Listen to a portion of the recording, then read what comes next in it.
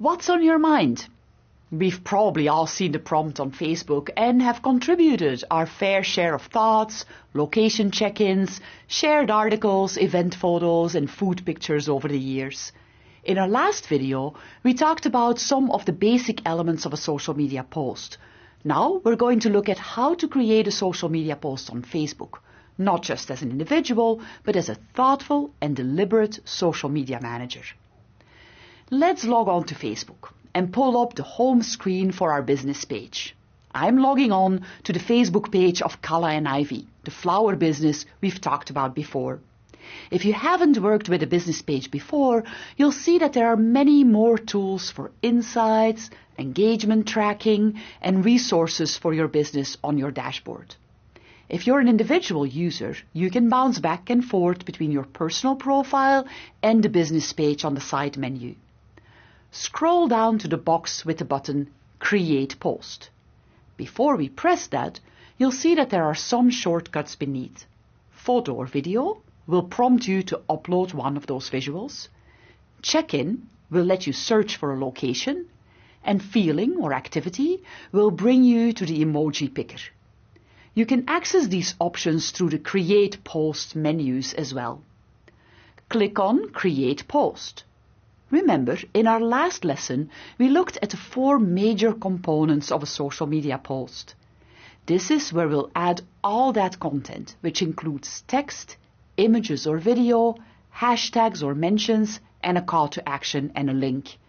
And, as you can probably already see, Facebook gives us a lot more options to play with as well. Let's write something. But first, let's think back to our prep work. What goals are we trying to achieve with our post? What audience are we trying to engage with? What's our brand voice and what kind of post do we want to create? We'll create a simple post this time so we can focus on the functionality of posting. Let's share a new article that was just added to the Calla and Ivy website about how to care for fresh cut flowers. First, enter some text. A good piece of advice is to keep it short and punchy, but also keep it consistent with your brand's voice. I'm going to say 5 tips to keep your fresh flowers blooming. And while Facebook's character limit is a whopping 63,206 characters, it's best to never go that long. You'll find, though, that some posts warrant more words than others, and that's fine. If you want to add an emoji for some fun, you can click on the smiley face to access the collection. Next, we want to mention the author of the article in our post, and we can do so by typing @ and then typing their handle. In this case, Anke Oudenaardt. A list of handle suggestions will pop up, and you can pick the person you want to tag. By mentioning someone in your post, they'll be notified that you created it, and they can share it to their followers as well. What about using a hashtag? Hashtags have traditionally been used much more broadly and widely on other social media platforms like Twitter and Instagram. While you are able to add hashtags on Facebook, hashtags aren't typically a major feature on Facebook. And if they see them, followers may think you've cross-posted something from another platform to Facebook. So I suggest you use them if you feel they really belong.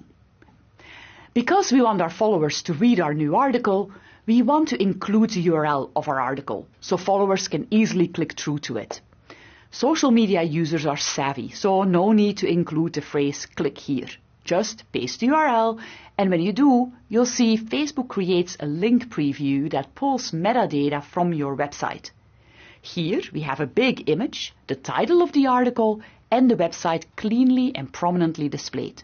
If we want to attach our own image, we can get rid of the link preview by clicking the X in the upper right corner. Want a tip? If your URL is long, messy, or you just don't want it on your post, once the link preview appears, you can delete your URL and the link preview will still remain. What else can we add? Right below the text box, Facebook has a collection of Add to Your Post options. This can include adding a photo or video, a feeling, a location check-in, and other options such as the option to raise money for a charity, add videos for a watch party, and even add the option for followers to buy gift cards. Ready to post? Before you do, you have the option to boost your post. Boosting a post turns your post into an ad that will get shown to an audience outside of your followers. When you select Boost Post and click Post, you'll have a menu of options to specify, including who you want your audience to be, your budget, and the duration of your ad. Don't worry if you don't choose to boost your post now. You can always go back and boost it later. You'll learn all about advertising on Facebook in our next courses, so for now, we will keep this as an organic post. Now you're ready to post. Click Post, or you may decide to post later. Facebook also allows for scheduling your posts, which is available under your business's Publishing Tools section. This allows you to create content well in advance and schedule it to target specific dates like a holiday or the day of an event. Facebook also gives you the option to create other kinds of posts, like items for sales listing, or a fundraiser post or an event. Facebook also offers you the ability to publish stories to Facebook from your business page. Just know that you can only do this from the Facebook mobile app. Looking for a more personal way to reach your audience? Facebook also allows you to go live, where you can broadcast video and interact with your audience in real time. Now that you know the basics of a Facebook post, let's jump to Instagram and create a post there.